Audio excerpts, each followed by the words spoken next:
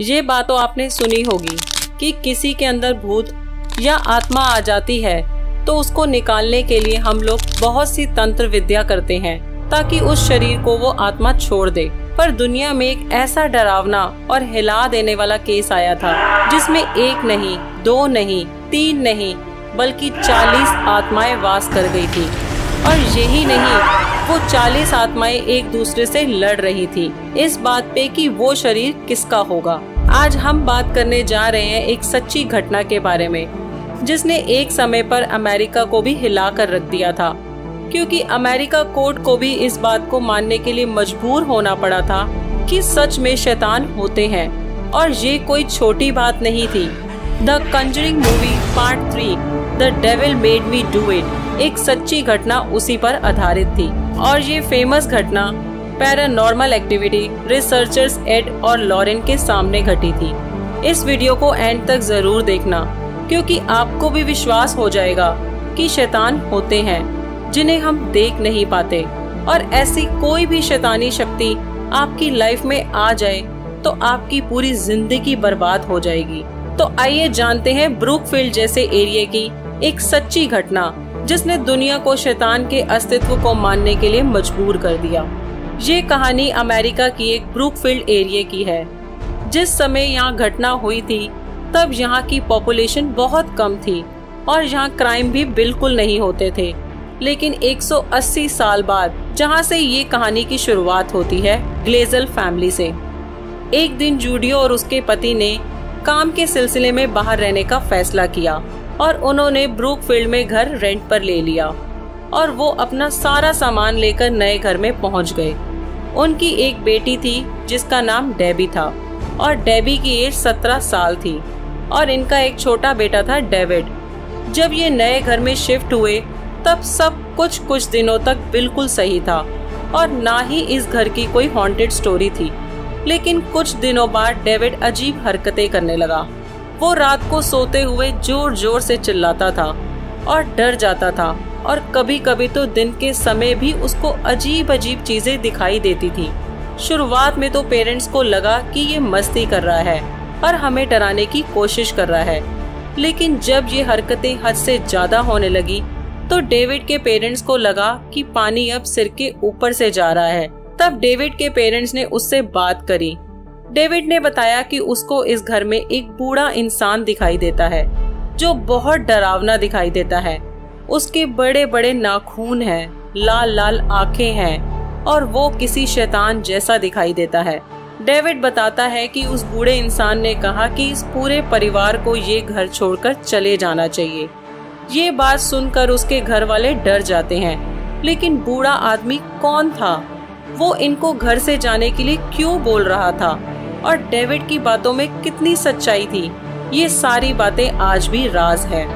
लेकिन उस समय डेविड के पेरेंट्स ने इन बातों और घटनाओं को इग्नोर कर दिया क्योंकि वो काम के लिए ब्रूकफील्ड आए थे और अपना काम छोड़कर और इतनी जल्दी शिफ्ट होना उनके लिए पॉसिबल नहीं था।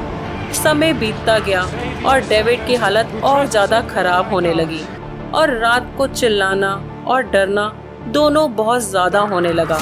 काफी समझाने के बाद भी डेविड नहीं माना तो डेविड के पेरेंट्स को लगा कि ये बीमार है, वो नए घर में एडजस्ट नहीं कर पा रहा या उसे अपने पुराने घर की बहुत याद आ रही है। इन सब बातों के चलते डेविड को उसके पेरेंट्स हॉस्पिटल लेकर गए और तब डॉक्टर ने उसको चेक करा तो उसको कोई भी बीमारी नहीं थी और मेंटली भी बिल्कुल ठीक था और डॉक्टर को कुछ भी पता नहीं लग पाया। और जब ऐसी कोई प्रॉब्लम होती है तो डॉक्टर 99% पता नहीं लगा पाते क्योंकि ऐसी कंडीशन में इंसान के शरीर में कोई दिक्कत नहीं होती, बस लोग उसको बीमार समझने लगते हैं। और एक बार ऐसी ही घटना घटी कि डेविड के पेरेंट्स को भी विश्वास करना पड़ा कि डेविड जो बोल रहा है सच बोल रहा है। एक दिन हुआ ऐसा कि एक रात डेविड लैटिन लैंग्वेज में बात करने लगा और उसके पेरेंट्स जानते थे कि डेविड को इंग्लिश के अलावा कोई भाषा नहीं आती। डेविड रात को अजीब अजीब हरकतें करता था, हवा में बातें करता था लैटिन भाषा में और डेविड की हालत और ज्यादा खराब हो गई थी कि वो बिस्तर से भी नहीं उठ पाता था। पेरेंट्स हर तरफ से डेविड की मदद करने की कोशिश कर रहे थे उन्होंने चर्च के पादरियों से भी बात करी। उन्होंने जितने भी तंत्र विद्या, झाड़ फूक और जादू टोने हो सके थे सब करवाए।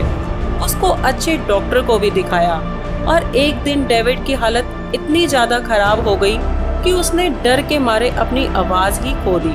मतलब वो आवाजें तो निकाल पा रहा था, लेकिन उसने बोलना बंद कर दिया था और वो कुछ बोल ही नहीं पा रहा था। वो बस इशारे कर पा रहा था और अजीब अजीब आवाजें निकाल पा रहा था।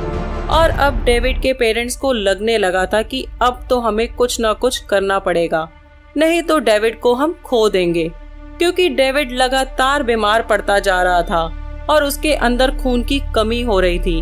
और अब तो डेविड अपनी परेशानी बोलकर भी नहीं बता पा रहा था, क्योंकि वो गूंगा हो चुका था। फिर फादर ने उनको बताया कि 2 लोग ऐसे हैं जो भूत प्रेत की शक्तियों से छुटकारा दिलवा सकते हैं। वो हैं एड और लॉरेन। ये दोनों पैरानॉर्मल केस के एक्सपर्ट हैं। और जैसे ही डेविड के पेरेंट्स को पता चला, तब उन्होंने उस टाइम एड और लॉरेन से बात करी। और जब डेविड के पेरेंट्स ने उनको सब कुछ बताया, तब एड और लॉरेन उनके घर आते हैं। और उनको घर आते ही पता चल जाता है कि इस घर में कुछ ना कुछ तो गड़बड़ है। और उन्होंने डेविड से बात करने के बाद बताया कि डेविड के अंदर 40 से ज्यादा शैतान है। मतलब इस बच्चे के अंदर 40 आत्माओं का कब्जा है, जो सब इस घर की वजह से हुआ है। अब ये बात सुनकर डेविड के पेरेंट्स बहुत परेशान हो गए।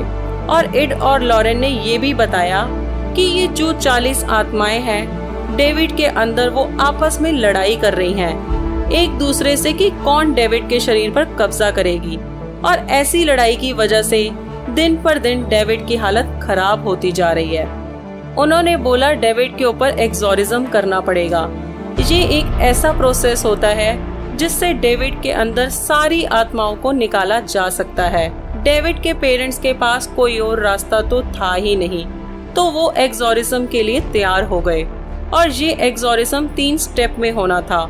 और डेविड की जो बहन थी 17 साल की डेबी, उसकी दोस्ती अपने पड़ोस के लड़के से हो गई थी, जिसका नाम था जॉनसन। और वो अपने घर में होने वाली सारी घटनाओं के बारे में बताती थी, क्योंकि वो इन सब चीजों से बहुत परेशान थी और दुखी भी थी और डरी हुई भी बहुत थी।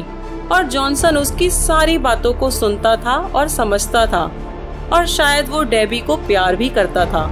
और यहाँ डेविड के पेरेंट्स एक्सोरिज्म की 2 स्टेप्स खत्म कर चुके थे। और फिर वो दिन आया जब एक्सोरिज्म का 3रा स्टेप कंप्लीट करना था। तब डेबी जॉनसन को अपने साथ घर ले आई। तब फादर, एड और लॉरेन ने ये बात पहले ही कह दी थी कि एक्सोरिज्म के टाइम कोई भी बंदा बाहर का नहीं होना चाहिए, लेकिन डेबी नहीं मानी। उसको पेरेंट्स ने भी काफी समझाया, लेकिन वो नहीं मानी। फादर ने भी कहा कि जॉनसन को घर भेज दो, लेकिन वो नहीं मानी। फिर फादर ने कहा कि जॉनसन रह सकता है, लेकिन उसकी जिम्मेदारी उसकी खुद की होगी। और बताया कि इस प्रोसेस के टाइम सबको चुप रहना है, किसी को कुछ नहीं बोलना। और इन सब बातों को क्लियर करके एक्सोरिज्म स्टार्ट किया गया। और ये एक्सोरिज्म बहुत डरावना होता है और इसे हर कोई नहीं देख सकता। इसी के बीच जॉनसन एक्सोरिज्म प्रोसेस के टाइम बहुत तेज चीख पड़ता है और उसने ऐसी बात कह दी, ओ शक्तियों, तुम बच्चे के शरीर को छोड़ दो और मेरा शरीर ले लो। और ये कहकर जॉनसन बेहोश हो गया। और एक्सोरिज्म कंप्लीट होने के अगले दिन से ही डेविड की हालत में सुधार आने लगा और वो बोलने लगा। उसका डर भी कम हो गया। लेकिन जितना डेविड की हालत में सुधार आता, उतना ही जॉनसन की हालत खराब हो रही थी। और जॉनसन के पेरेंट्स को पता भी नहीं था कि वो क्या गलत काम करके आया है। वो डरने लगा, चिल्लाने लगा। जो काम डेविड करता था, वो सारे काम जॉनसन करने लगा। और डेबी ने जाकर सारी बातें जॉनसन के पेरेंट्स को बता दी। पर तब तक बहुत देर हो चुकी थी, क्योंकि वो शैतानी शक्तियां जॉनसन के शरीर पर कब्जा कर चुकी थी। और यहाँ तक कि लोकल पुलिस को भी ये सारी इन्फॉर्मेशन दी गई। लेकिन जॉनसन के पेरेंट्स भी इस बात को सीरियस नहीं ले रहे थे और पुलिस भी इस बात को मानने को तैयार नहीं थी कि शैतान जैसी कोई चीज होती है। 16 फरवरी 1981 को डेबी को नौकरी मिल गई। वो जानवरों के सैलून में नौकरी करने लगी और डेबी जॉनसन के साथ कांटेक्ट में थी। और एक दिन जॉनसन ने बोला डेबी को कि मैं भी तुम्हारे साथ सैलून जाऊंगा। तब वो सैलून पहुंचने वाले थे, तब डेबी ने बोला कि मैं अपने पेरेंट्स को भी साथ लेकर जाना चाहती हूँ, और जॉनसन मान गया। और तब जॉनसन और डेबी का पूरा परिवार सैलून में गया और वहाँ जाकर कुछ अजीब सी घटना हुई। सैलून के मालिक का नाम था एलन, और एलन डेबी को गलत नजर से देख रहा था, और ये बात डेबी की पूरी फैमिली ने भी ऑब्जर्व करी। लेकिन जॉनसन ने जब ये सब देखा तो उसे बर्दाश्त नहीं हुआ और उसने पास में रखे चाकू से एलन को मार दिया। और जब ये सारी घटना हो गई तब पुलिस आई और पुलिस ने पूछा ये सब क्या हुआ। तब जॉनसन ने बोला मुझे नहीं पता कि ये सब कैसे हुआ, किसने करा, कुछ नहीं पता। जॉनसन ने कहा कि मेरे अंदर कोई शैतानी शक्ति है जिसने ये काम करवाया है। वो अपने आप पर कंट्रोल नहीं कर पाया और उसको कुछ याद नहीं है। पर पुलिस ने जॉनसन की बातों पर विश्वास नहीं किया और पुलिस जॉनसन को पकड़कर ले गई। जब जॉनसन पर एलन की मौत का मुकदमा चला तब खुद एड और लॉरेन कोर्ट में अपनी सारी रिपोर्ट पेश करी। डेविड के साथ जो कुछ हुआ सारी कहानी बताई और कैसे शक्तियों ने डेविड के शरीर को छोड़कर जॉनसन के शरीर पर कब्जा कर लिया, और उसके बाद जॉनसन कितने लंबे समय तक बीमार रहा। लेकिन उस समय जज ने इन सब बातों पर विश्वास नहीं किया। तब एड और लॉरेन ने कोर्ट में ये भी दलील दी कि क्या आप भगवान में विश्वास करते हो, क्या आप मानते हो कि भगवान होते हैं।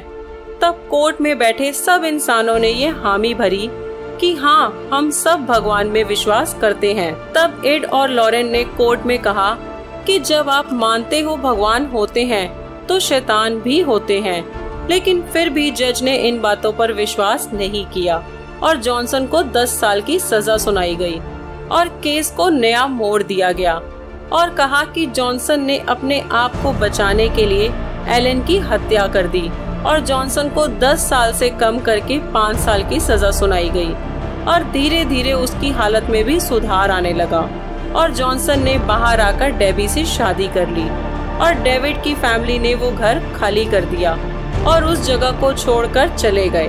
और आज भी वो घर सुनसान पड़ा है और आज तक उस घर पे कोई नहीं रहता और आज भी उस घर पे आत्माएं वास करती हैं। तो ये थी अमेरिका पर बेस्ड एक सच्ची घटना। आपको क्या लगता है कि आत्माएं होती हैं? आपका क्या जवाब है कमेंट में जरूर बताना।